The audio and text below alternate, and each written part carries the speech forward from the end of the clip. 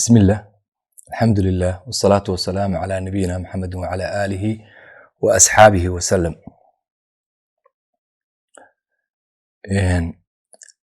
muuqaalkan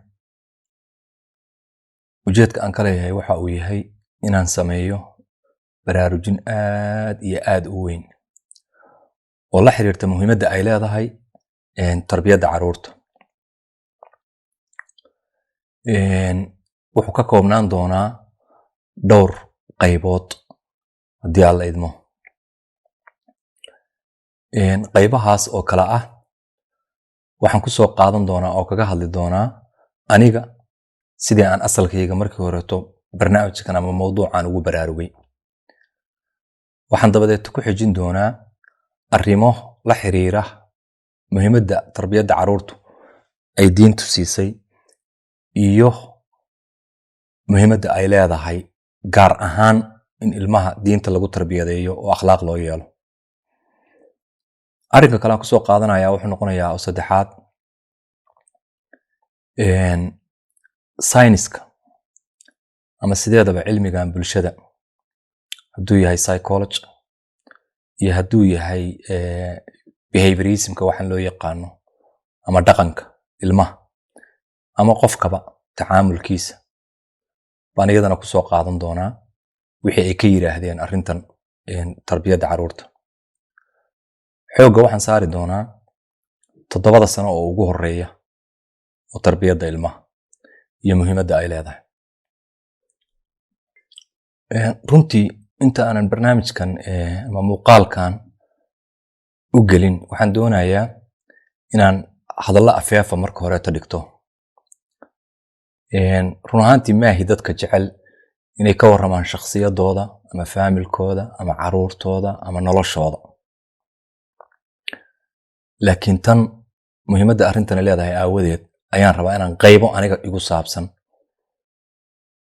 aan ka hadlo. sida aawadeed waxaan rabaa inuu barnaamijkan ama muuqaalkani uu baraarug aad iyo aad u weyn oo xoog leh u noqdo waalidiinta Soomaaliyeed meel ay joogaanba,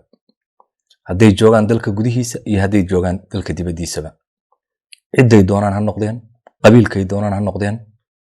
shakhsiyaday doonaan ha yeesheen, martabada ay doonaan bulshada ha ka joogeen, ama tijaar ha noqdeen ama faqiir ha noqdeen. cid kasta oo Soomaaliya oo awlaad dhashay, carruur dhashay ama sadamacsan inay dhasho, waxaan rabaa inuu baraarug u noqdo arrinkan ayaa ujeedkayga ugu weynaya. waxaana codsi weyn iga ah in qof kasta oo muuqaalkan daawado si kasta oo uu baraha bulshada ugu faafin karo inuu ugu faafiyo. kow inuu marka u horeysa la wadaago dadka isaga ehelka sokeeyaha oo qaraabada u ah, inuu la wadaago dadka saaxiibadiisa ah oo ku xeeran, inuu la wadaago qof kasta oo Soomaaliya kuna dadaalo si uu gaari lahaa. hadalkayga waxaan ku bilaabanayaa xadiis nabigeena calayhi salaatu wasalaam ka sugnaaday oo yiri, laakiin macno aad u ballaaran leh xataa dad culimo aan aysan fahmin xadiiska macnihiisa dhabta ah oo ku duugan. nabigu isagoo oo ka warramaya calayhi salaatu wasalaam doorka waalidku uu leeyahay tarbiyadda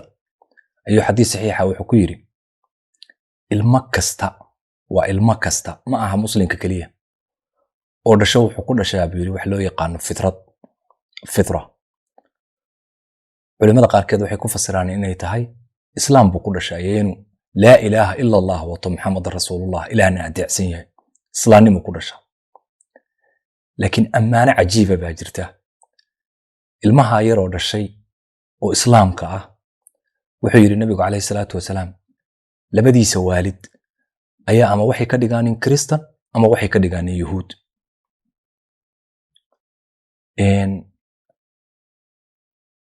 qodobka saddexaad waxa weeye ama islaam u daayo islaam ka dhigo hagaajiya.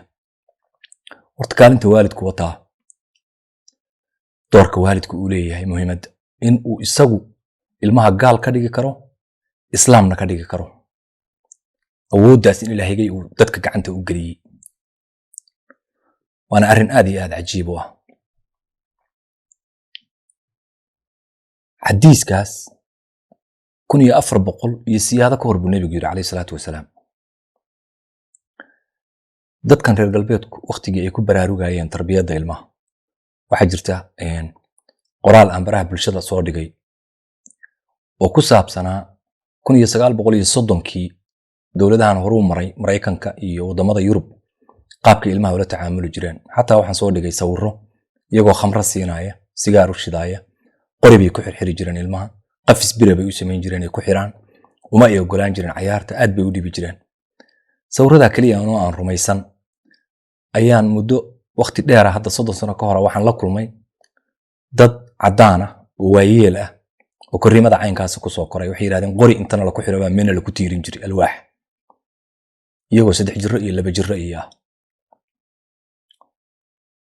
1960kii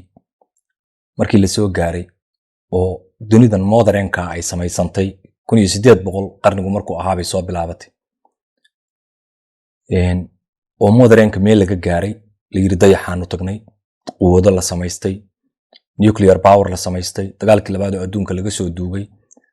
ba arrinkan horta loo dhaqaaqay. laba shay baa loo dhaqaaqay: xuquuqda carruurtana in wax laga bedelo, xuquuqda dumarkana in wax laga bedelo. markii hore xuquuqda dumarkay ku horumareen si bal wacyiga dumarka horta bal kor loogu qaado loo bedelo. waxyaabo la yiraahdo adigu sinaan iyo dumarku leeyahay inay cod bixiyaan, waxyaabo noocaas baa markii hore ta la galay. waxa kale oo iyaduna arrinka sahlay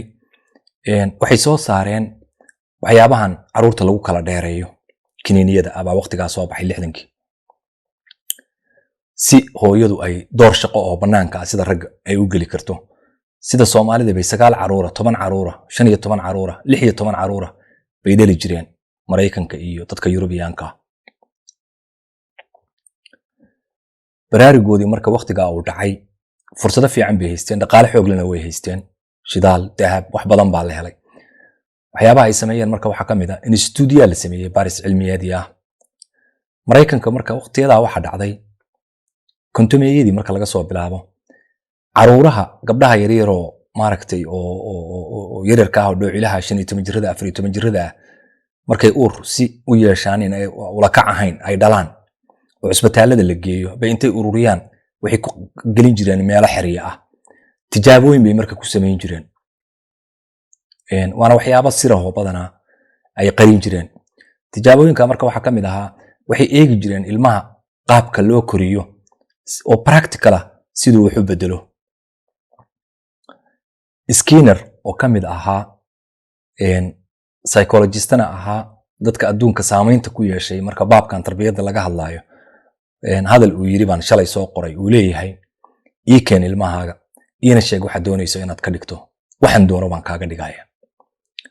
dhakhtar baan kaaga dhigi, engineer baan kaaga dhigi. 7 sano kaliya aan hayo waliba codsaday markuu dhasho ilaa 7 sano intuu ka gaarayo. maskaxdiisa iyo cilmiga iyo waxa aan ku shubo 7 sano ugu horeysa baa waxay saameyn ku yeelan doontaa mustaqbalkiisa wuxuu noqon doono. xataa waxa awood loo yeeshay in laga dhigo inuu noqdo serial killer. ilmo markuu weynaado xabsiga galaho dadka laaya 100 qof iyo dilo aan nixin. qaabka loola tacaamulo markii alwaax lagu xirxiro la dilo, dhibaato loo geysto ilmaha, naxariista laga gooyo, wax walba laga baabi'iyo wuxuu noqonayaa dilaa. sida hadda dad Soomaaliya oo fara badan loo helayo oo dilaa aan waxba kala jeclayn. islaamna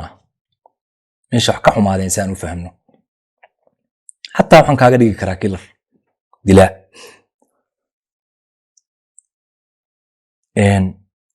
hadalka marka uu ninkan yiri ilmahaaga ii keen iyana sheeg waxa rabto inaad ka dhigto anaa kaaga dhigaye waa doorkii waalidka. waana xadiiska nabiga kaleey salaatu wasalaam ilmo kasta aabiisi hooyadiis baa ka dhiga waxa uu yahay.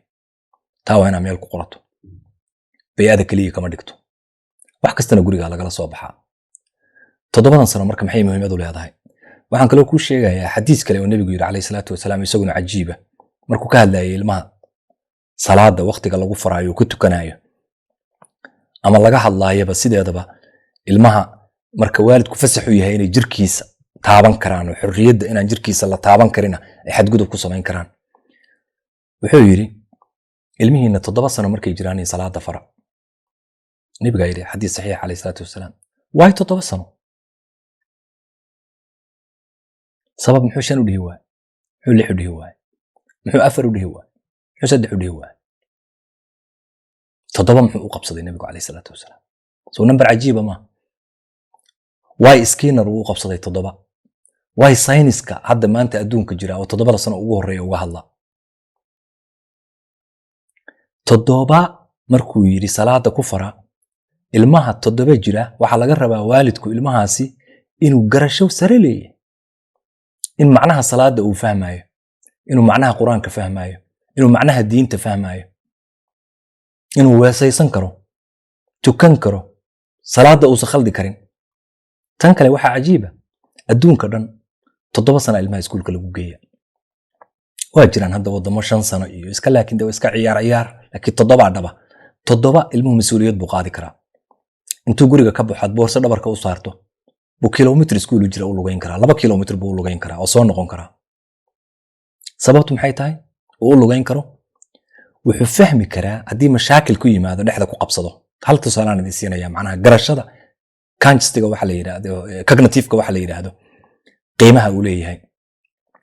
ama fahamka logic thinking-ka qofka ama ilmaha aago iskuul bilaabaya meel u jirta 500 oo talaabo baad maalintii u horeysay geesi maalintii xigtay baad tiri mar adiga uu aadi karaa laakiin dhexda markuu maraayay baa dariiqii waxa ka hor yimi iska rogooyin intay qaadeen dhagax dhigeen wadadii uu mari jiray gooyeen ilmuhu markuu 7 ka yahay 6 jiro ama 5 jiro logicaas ma fahmi karo waxa laga yaabaa goortuu arko dhagaxii meesha ku xiran intuu naxo inuu guriga ku soo noqdo laakiin 7 markuu jiro waxa laga rabaa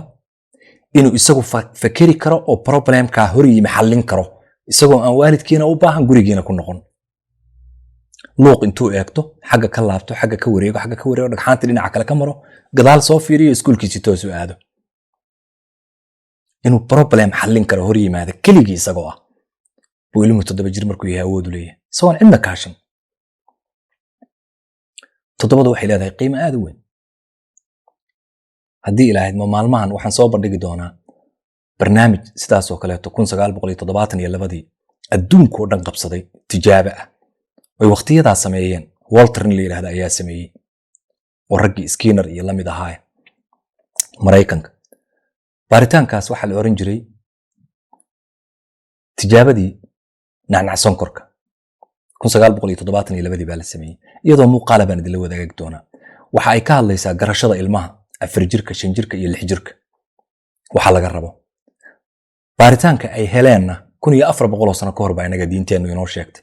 ina kalena hadashay inaynu inaguna baranno sifaadkaas ilmaheena barro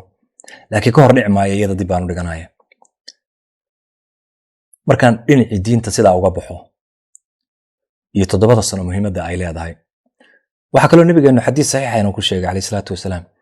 ilmuhu markuu 120 maalmood uurka ku jiro waa 4 bilood ayaa waxa soo dega malagaasi wuxuu qoraa buu yiri ilmahaas irsaaqadiisii shaqi ku noqon lahaa siciid ku noqon lahaa ruuxdana waa ku afuufaa cajiib 4 bilood 120 ka hor 119 maalmood kuma jirin ruux saynisku wuxuu cadeeyay 4 bilood marka uu jiro inuu hadalkeena maqlo ilmaha uurka ku jira inuu dareem leeyahay banaanka waxa ka dhacaya la socdo naxo wax dareemo hadalka maqlo heesaha caruurta markii loo qaado dhageysto codka hooyada halka ka soo barto waa 4 bilood markuu gaaro waxa kale oo cajiiba soolkaas dadka farahooda la qaado ama farahaba qof adduunka qof la midii kuma jiro waqtigaas ay samaysantaa oo shakhsi noqda marka ruuxda lagu afuufo soolkuna waa samaysmaa sool gaar u yeesha 119 markuu jiro 115 markuu jiro 100 maalmood markuu jiro 3 bilood markuu jiro caruuraha dhan hadii la soo bixiyo farahooda way isku mid laakiin 4 bilood waa kala gaar waa mucjiso iyaduna yaa u sheegay nabiga calayhi salaatu wasalaam ilmahaaga 4 bilood markuu jiro inaan la hadasho ku bilow hadalku waa furaha aqliga iyo garashada ilma aan hadal aqoon waxba ma kala garanayo dhawaan waxaan xasuustaa Soomaaliya gabar nala joogtay baa waxay tiri waxaan u haystay bay tiri hadal cajiib igu tiri caruurtu garashadooda iyo garaadkooda reer miyi bay wali baahay inuu la socdo bay tiri da'dooda oo ay markaa gaaraan da'day gaaraanba ay wax gaaraan waxay iyadu ka wadaa macnaha 2 sano 3 sano markuu jiro waxa ma kala oga laakiin 10 markuu jiro 10 buu soo gaaray wax badan buu yaqaanaa in la yiraahdo aqoonta uma haysato iyadu inay meel ka imaanayso laakiin waxay haystaa aqoonta in age ku wato numberku inuu wato laakiin sama maanta 10 jir jira Soomaaliya oo hal sano jirka caqli yar indhahaygaan saaray kuwa waxaan arkay dhaqaatiir baareen oo 12 iyo jiray oo leeyahay 3 jir buu la caqliya yaa saa u galay waalidkiis aniga qisadayda baan marka u soo laabanaya ku gabagabeynaya anoo nin dhalinyaro ah oo dadka badankiis oo baraha bulshada aan iska naqaano lamid ah 26 sano ka hor laba wiil haysta baan xaafad inta ka guuray xaafad kale ta degay ilaahay subxaanahu wa ta'aala wuxuu ii soo diray nin jarmala laba wiil waxa ii jooga midna 3 jiro midna 2 jiro inta Soomaalidu ay kuriimada ka taqaan baan ka aqaan cuntaan siiya biyaan siina dhar qurux badanna waa u xiraa marmar goortay nagu soo yaacana waa dhunkana banaankan marka u soo saaraa galabtii oo ku ciyaarsiiya baabuurta xataa kama celin karo waana gacanta ka hayso nin jarmala oo daris ila ahaa 2 gabdhood buu lahaa naag jinsiyad kale ta abu qabay